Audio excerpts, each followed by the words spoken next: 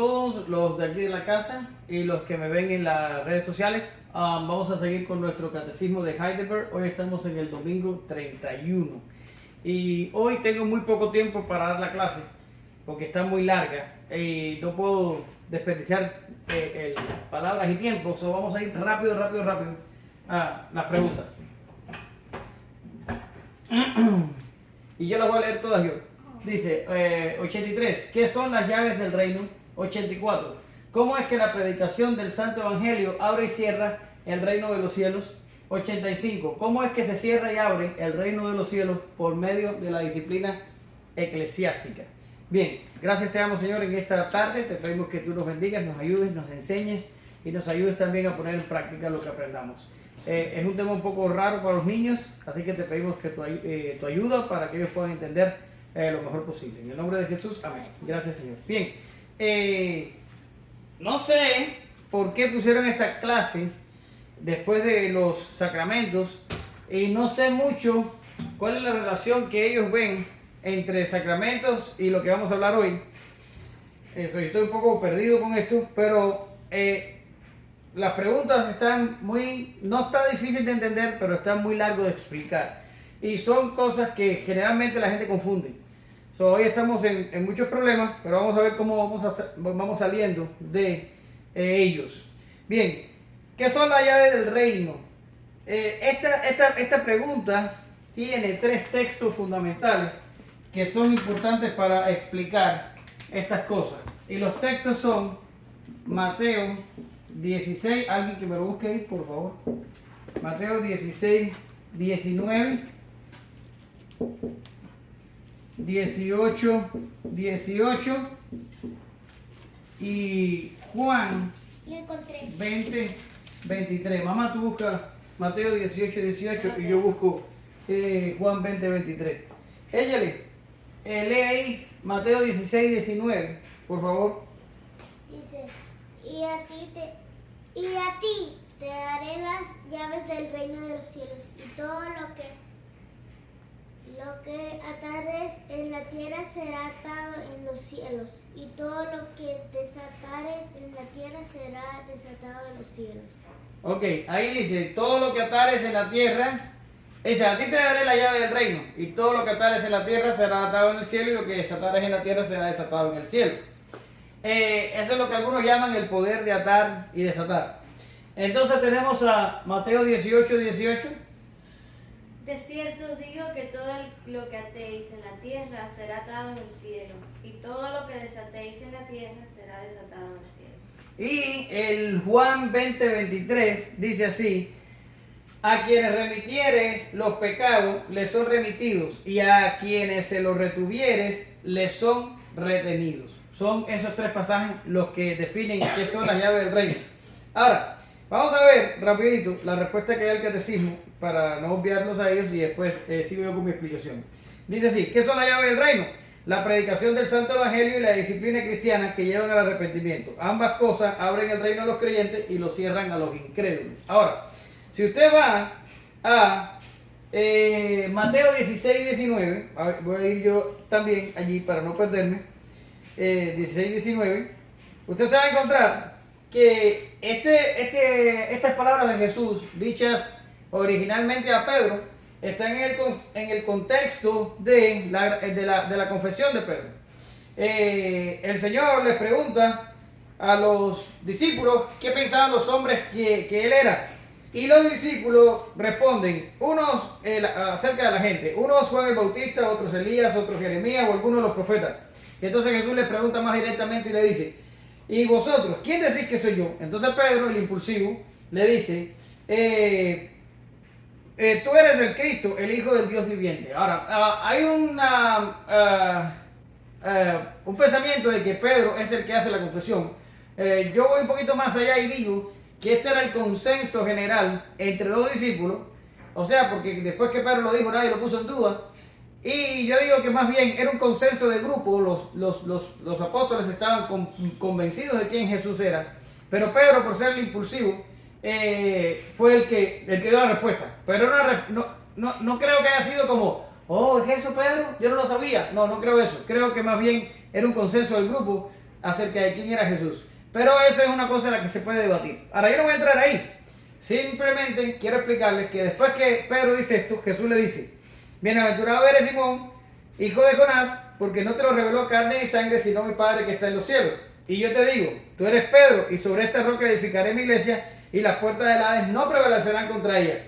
Y a ti te daré la llave del reino. Y sigue diciendo lo que citamos en Mateo 16, 19. Ahora, la Iglesia Católica Romana ha interpretado esto como que Jesús le dio a Pedro un poder especial o una autoridad especial, y lo hizo como la cabeza de la iglesia. Y de aquí nace la doctrina de los papas. Aunque Pedro nunca fue papa, y aunque por unos cuantos años la iglesia no tuvo papa, reconocidamente, oficialmente, históricamente hablando, el primer papa que tuvo la iglesia católica fue Gregorio el Grande. Y no busqué en qué año fue eso, lo siento. Usted puede buscarlo después. Ahora, vamos a explicar un momentico aquí qué son las llaves del reino. Y vamos a ver. La iglesia católico romana dice que la piedra sobre la que Jesús pone la iglesia es Pedro. Y esto es una mala interpretación del pasaje. Ahora, ¿cuál es la correcta interpretación del pasaje? Yo no puedo darles demasiados textos y demasiada evidencia porque tengo un timer en contra mío.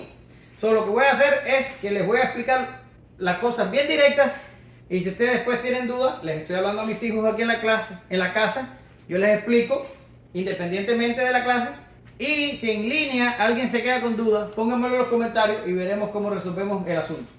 Aunque esto no está tan difícil de entender. Ahora, vamos a ver lo de Pedro.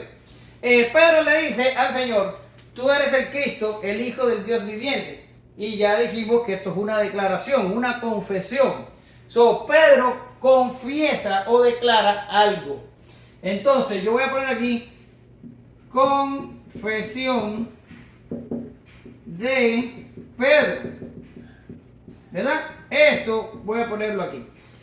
La confesión de Pedro, porque no es Pedro lo que se constituye en la roca de la iglesia, sino que la roca de la iglesia se constituye la declaración que dijo Pedro. ¿Y cuál es la declaración? La declaración es: a Cristo, tú eres ¿cómo fue que dijo? Tú eres el Cristo, el Hijo del Dios viviente. La confesión de Pedro es el fundamento. Ay, María, ¿por qué feo me quedó eso ahí? Es el fundamento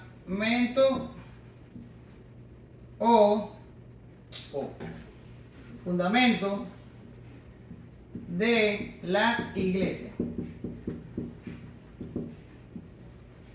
¿Ya? No es Pedro, sino lo que dice Pedro, el fundamento de la iglesia. ¿Ok? Ahora, cuando Pedro da esta confesión de que Cristo es el Hijo de Dios, Jesús le dice algo importante y le dice: esto no se te ocurrió a ti porque eres inteligente, no se te ocurrió a ti porque eres muy estudioso y revisaste las escrituras del Antiguo Testamento, no se te ocurrió a ti por tu propia inteligencia y capacidad.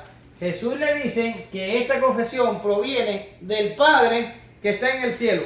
Es el Padre el que revela que Cristo es su Hijo. ¿Ya? Y Jesús dice: y sobre esta declaración yo voy a edificar la iglesia, y las puertas del Hades no van a prevalecer sobre ella. Y entonces ahora viene lo de las llaves. Y dice, dice dónde. Y a ti daré las llaves de los cielos, del reino de los cielos, y todo lo que atares en la tierra será atado en los cielos, y todo lo que desatares en la tierra será desatado en los cielos. La pregunta es: ¿de qué está hablando el texto? ¿De qué está hablando aquí? ¿Cuáles son las llaves? Bueno, las llaves es el poder o la habilidad o la responsabilidad o la misión de proclamar la confesión de Pedro.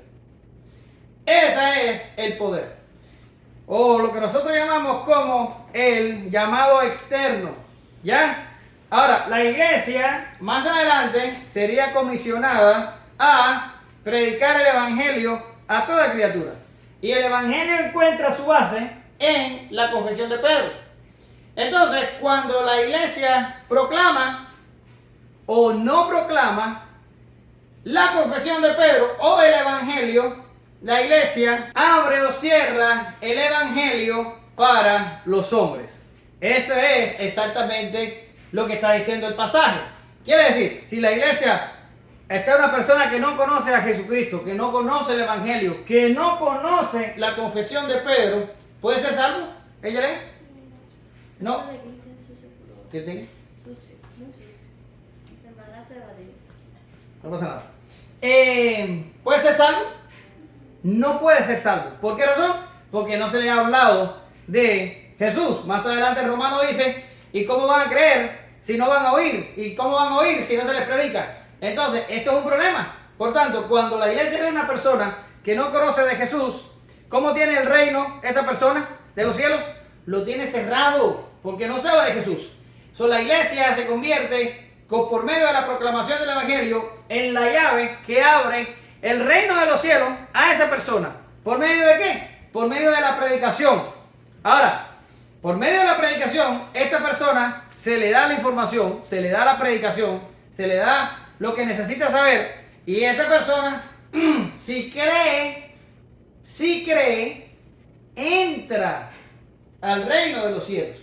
Y si no cree, se queda fuera del reino de los cielos. Pero ¿quién abre la posibilidad a eso? La iglesia. ¿Pero quién es la iglesia? ¿La institución? No, no es la institución. Es nosotros. La iglesia es nosotros. Nosotros somos iglesia. Por tanto, nosotros tenemos la posibilidad de abrir o cerrar el reino por medio de predicar o no a la persona que necesite saberlo. Pero la Biblia nos dice que tenemos que predicar a cuánta gente hay. A toda criatura hay que predicar. ¿Ok? Ahora, ¿perdón? Hasta el perro. Ey, ¿cómo se te ocurre? Porque dice a toda criatura. Sí, pero humanos, ella. A todo humano. Bien. Esa es la explicación de este pasaje. Eso no es Pedro, es la confesión. Ahora, voy a decir algo importante. Y es, Pedro no recibe esta distinción él personalmente e individualmente. No, no, no. Ahí lo reciben todos. ¿Y por qué? Bien, vamos a ir a Juan, porque este pasaje de 18 y 18 es igual e idéntico a la misma explicación que acabo de dar. Pero vamos a ir a Juan 20:23, que tiene algo un poquito interesante ahí que necesito hablar. Bien, mira.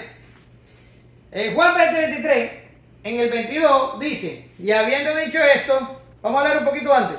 Dice, y entonces Jesús le dijo otra vez, pasa a vosotros, como me envió el Padre, así yo los envío. Y habiendo dicho esto, sopló y les dijo, recibid el Espíritu Santo.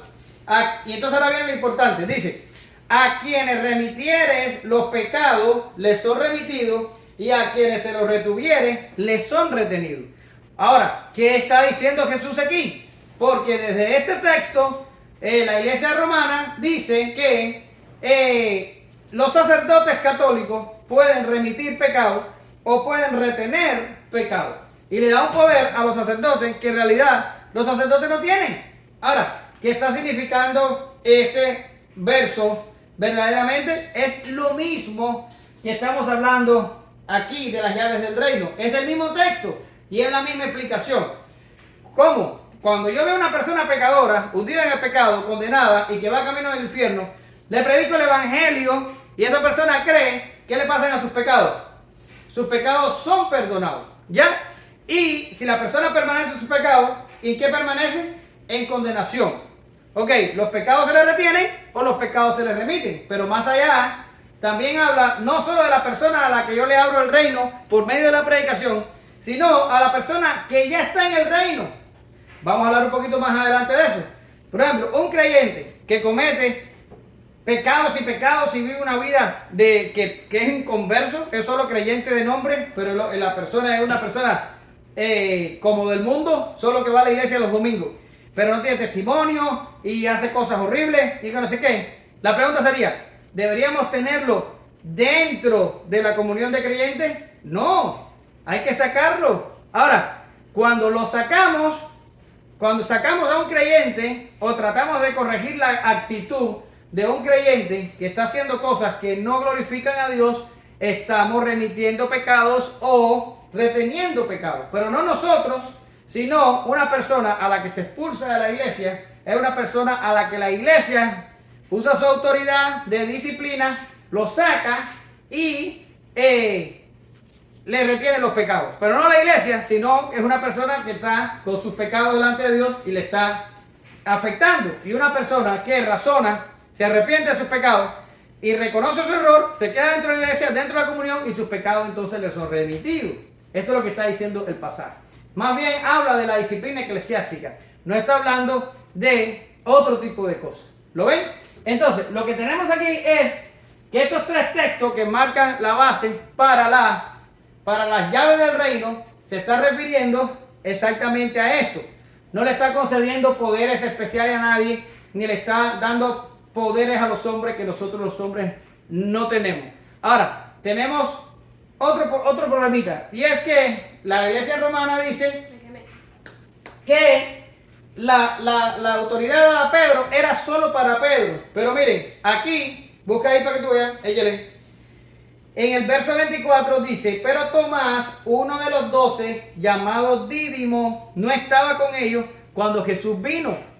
Ahora, escuchen esto. ¿Qué pasa en el verso 22? En el verso 22 Jesús le dice, Jesús sopló y les dijo, recibid el Espíritu Santo. Hay muchos que creen que aquí empezó la iglesia. Aquí en este momento, en el momento en que Jesús sopla y le dice a los discípulos, recibid el Espíritu Santo. Hay otros que piensan que la iglesia nació en la institución de la cena, que ya eso lo vimos en clases anteriores. Y hay otros que piensan que la iglesia nació en Pentecostés. A mí me gusta ver más a Pentecostés como el inicio, pero no me pongo enojado si alguien dice que fue antes, no pasa nada. Ahora, aquí Jesús le dice a los discípulos, Y si estoy de acuerdo con que fue en la cena. no pasa nada. ¿Estás de acuerdo que fue en la cena? Yo creo que Sproul cree que fue en la cena. Ahora, pero no me acuerdo bien, así que no me hagas caso. Pero esa es tu interpretación y se te respeta. No pasa nada. Ahora, voy. Ya me perdí. Bien, Tomás, dice el verso 24. Tomás, uno de los 12, llamado Dídimo, no estaba con ellos cuando Jesús vino. ¿Ya? Ahora, ¿qué hizo Jesús cuando Tomás no estaba? Le dijo a los discípulos, sopló y les dijo, recibir al Espíritu Santo. ¿Ya? Ahora, los que dicen que Jesús le dio el poder a Pedro nada más, que se le dio el poder a Pedro nada más, cuando interpretan este pasaje, si le aplican el mismo sentido de pensamiento, aquí se le dio nada más a Pedro, habría que decir aquí que cuando Jesús sopló sobre los discípulos y le dijo, recibir el Espíritu Santo, Tomás no recibió el Espíritu Santo. ¿Por qué no lo recibió? Porque no estaba. Porque no estaba. ¿Lo ves? Pero nadie dice eso. Nadie interpreta el pasaje de esa manera. Ahora, sí interpretan aquí que Pedro lo recibió él solo, pero no interpretan que los discípulos recibieron el Espíritu Santo todos, menos Tomás, porque Tomás no estaba. No, todo el mundo da por sentado que eso que Jesús hizo fue un acto simbólico de una realidad espiritual que iba a empezar a pasar a partir de Pentecostés. ¿Una señal? Posiblemente. ¿Y cuál es lo que iba a empezar a pasar? Que el Espíritu Santo iba a, voy a decirlo con temor y temblor, no va a ser que esté mal yo con el uso de esa palabra, pero creo que no estoy tan mal. El Espíritu Santo iba a sustituir a Jesús en el ministerio diario de la iglesia. ¿Qué es el Sustituir, tomar el lugar de. Cuando Jesús andaba con los discípulos, Él andaba con los discípulos. Él los guardaba, Él los protegía, Él les enseñaba, Él los consolaba, Él los fortalecía. Y cuando viene el Espíritu Santo, en Pentecostés, el Espíritu Santo es el que empieza a hacer esto. Ahora, no que el Espíritu Santo sea mediador. Jesús sigue siendo nuestro mediador. Pero Jesús está en el cielo y nosotros estamos acá abajo en la tierra. ¿Quién está con nosotros aquí? El Espíritu Santo.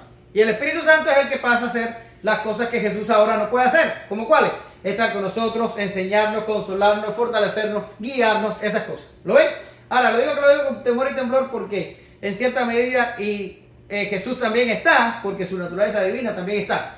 Pero bueno, no me quiero complicar con eso porque ya me estoy haciendo bola. Ahora, lo que quiero decir, ¿Tomás recibió el Espíritu Santo? Sí lo recibió. ¿Por qué lo recibió? Porque lo que Jesús estaba haciendo era un ejercicio simbólico delante de los discípulos. Ahora, ¿aquí lo recibió solo Pedro? No, lo recibió los 12 que estaban allí. Pero no solo que lo recibieron los 12, o al menos los 11, porque Judas era un traidor. sino que lo recibe cada creyente. No es un poder dado a Pedro, no es un poder que solo tiene el Papa, no es un poder que solo tienen los pastores, o los ministros, o los obispos, o cualquiera de ellos. No, es un poder que tenemos todos los creyentes, y en realidad no es un poder, pero bueno, para decirlo de alguna manera, es la posibilidad de usar las llaves para abrirle el reino a la gente que no sabe del reino. ¿Lo ven? Esa es la explicación. Ahora, vamos a irnos, porque me quedan 10 minutos, a las próximas preguntas. Yo estoy hablando súper rápido hoy, pero se entiende ella, ¿verdad? ¿Están entendiendo lo que estoy diciendo? Porque quiero que me dé tiempo todo lo que tengo que explicar. Ahora, dice aquí, pregunta 84. ¿Cómo es que la predicación del Santo Evangelio abre y cierra el reino de los cielos? Es lo que ya, esto ya lo dije con la explicación de qué es lo que son las llaves. Dice, se abre el reino de los cielos mediante la proclamación y declaración pública a todos y cada uno de los creyentes, diciéndole que tanto que aceptan la promesa del Evangelio con verdadera fe, Dios les perdona verdaderamente todos sus pecados por los méritos de Cristo. Ahora, pero cierra el reino de los cielos mediante la proclamación y la declaración pública a todos los incrédulos e hipócritas, diciéndoles que en tanto no se arrepienten, la ira y la condenación eterna descansa sobre ellos. El juicio de Dios, tanto en esta vida como en la venidera, se basa en el testimonio del Evangelio. Y esto es una cosa que se ha olvidado hoy. Esto es una cosa que está desaparecido en las iglesias. Y las iglesias son eficientes en hablarle a la gente del amor de Dios y decirle que Dios puede salvarles y que decirle que Dios puede perdonar sus pecados por medio de la obra de Jesucristo. En esto son buenos, pero en donde son malos es en advertir el gran peligro mortal que tienen los inconversos, los incrédulos, cuando no aceptan y creen en estas verdades. Creo que era Jonathan Edwards el que decía que lo único, y él era bastante gráfico en esto, que lo único que impedía que las personas que no creen caigan directo en el infierno era la mano de Dios que los aguantaba para que no cayeran. Y esto es una como una demostración un poco exagerada, pero yo diría que es realista, porque una persona que está viva hoy puede morir en los próximos 10 minutos. Sí, puede morir. Como dicen por ahí, para morirse la única condición que tienes que cumplir es ¿cuál? Para morirse tienes que estar vivo. Ya, lo demás, qué sé yo. Ahora, el que está vivo se puede morir los próximos 10 minutos, sí. Y si no tiene a Jesucristo en su corazón, ¿qué le va a pasar? Va a ir al infierno.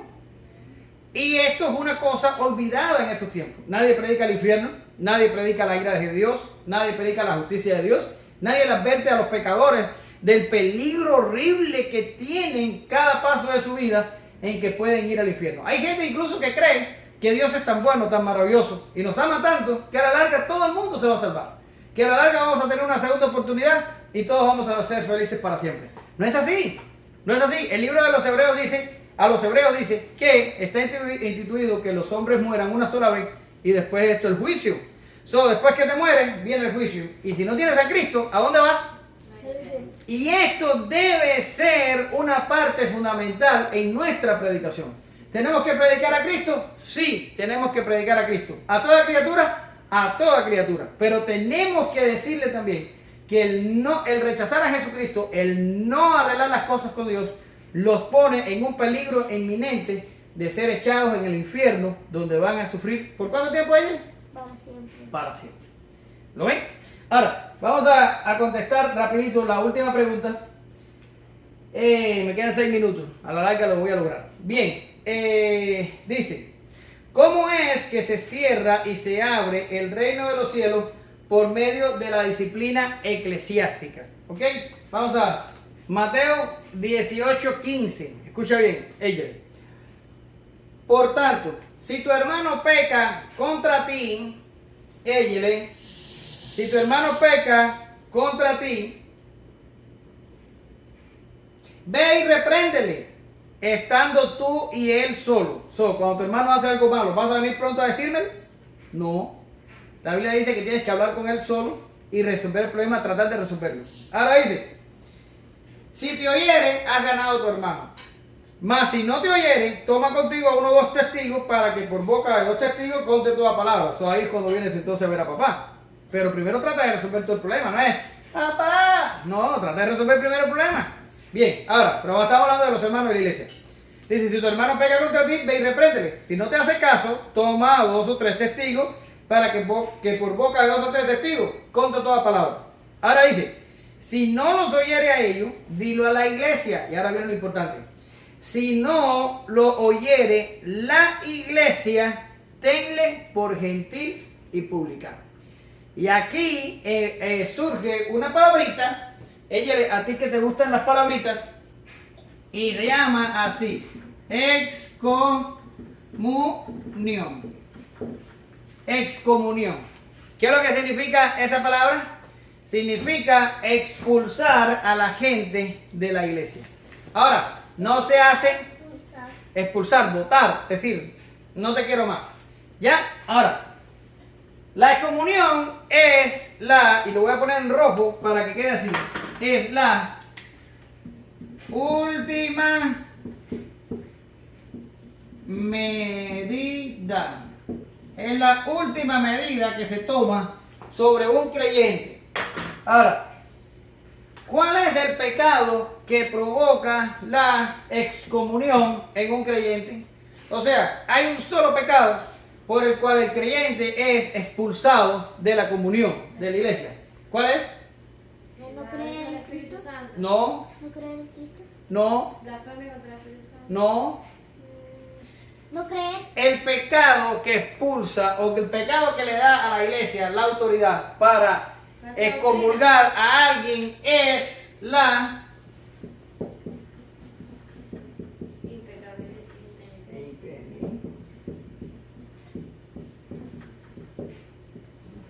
¿Qué significa eso? la impenitencia. Voy a explicarlo. ¿Qué dice Cristo? Donde estábamos leyendo, en Mateo 18, 17. Está diciendo, si tu hermano peca contra ti, ¿cuál es el paso número 1? Hablar con él. ¿Ya? Hablar con él y tratar de resolver la situación. ¿Ya? Ahora dice, después, si el hermano no entiende, ¿qué vas a hacer? Buscar testigos. Buscar testigos. ¿Para qué son los testigos? Para volver a hablar con él y tratar de resolver la situación. Ahora la situación no se resuelve y entonces lo vas a llevar a la iglesia y la iglesia va a reprender al hermano. Y si el hermano todavía no se arregla, cuando es llevado a la iglesia, entonces se procede a la excomunión. Ahora, ¿entiende lo que está pasando aquí? Una persona está viviendo un pecado específico, no sé, el que tú quieras. Y tú vas con la Biblia y le dices, mira, está pasando esto, mira lo que dice la Biblia, tú estás viviendo de esta manera, lo que estás haciendo está mal. La persona dice, no me importa. Ok, tú vas a buscarte 2 testigos, 2 personas de la iglesia que tengan testimonio y que sepan las cosas que hacen, y le dices, mira, vamos a ir a hablar con el hermano porque está haciendo esto y quiero que ustedes lo enfrenten junto conmigo.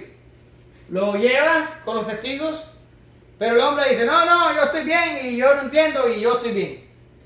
Entonces, ya lo intentaste, lo llevas a la iglesia y entonces la iglesia trata de, de entrarlo en arreglo.